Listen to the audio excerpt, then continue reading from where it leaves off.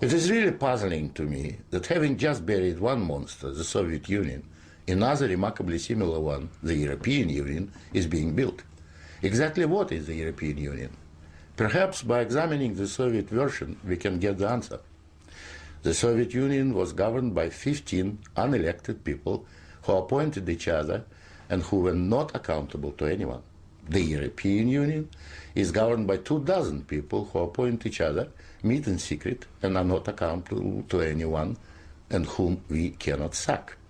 One might say that the EU has an elected parliament. Well, the Soviet Union had a parliament of a sort too, the Supreme Soviet, which just rubber-stamped the Politburo decisions, pretty much like the European Parliament does, where speaking time in the chamber is limited within each group and often amounts to 1 minute per speaker. In the EU, there are hundreds of thousands of bureaucrats with their huge salaries, their staff, servants, bonuses and privileges, their lifelong immunity from prosecution, which is simply shuffled from one position to another, no matter what they do or fail to do. Is this not exactly like the Soviet regime? The Soviet Union was created by coercion and very often with a military occupation. The European Union is being created admittedly not by armed force, but by coercion and economic bullying. In order to continue to exist, the Soviet Union spread itself further and further. The moment it stopped spreading, it started collapsing. And I suspect the same is true of the European Union.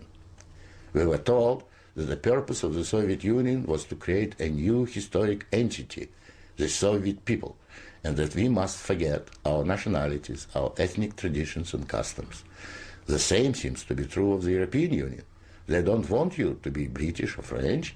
They want you all to be a new historic entity, European, to suppress all your national feelings and live as a multinational community. After 73 years, the same system in the Soviet Union resulted in more ethnic conflict than anywhere in the world. In the Soviet Union, one of the grand purposes was the destruction of the nation-state. And that's exactly what we observe in Europe today. Brussels intends to absorb nation-states so that they should cease to exist. Corruption was built into the Soviet system from top down, and so it is in the EU. The same endemic corruption activity that we saw in the old Soviet Union has flourished in the EU.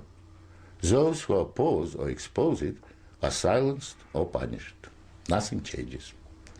In the Soviet Union, we had a gulag. I think we have a gulag in the European Union also, an intellectual gulag known as political correctness. When anyone tries to speak their mind on questions of race or gender, or if their views differ from those approved, they will be ostracized. This is the beginning of the gulag, the beginning of your loss of freedom.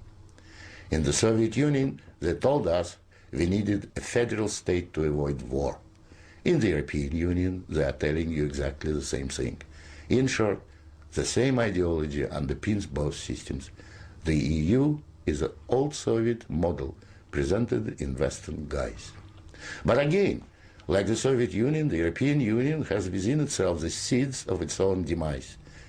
Unfortunately, when it collapses, and it will leave immense destruction behind, and we will be left with huge economic and ethnic problems. The old Soviet system was incapable of reform, so is the European Union. But there is an alternative to being ruled by those 24 self-appointed officials in Brussels. It is called independence.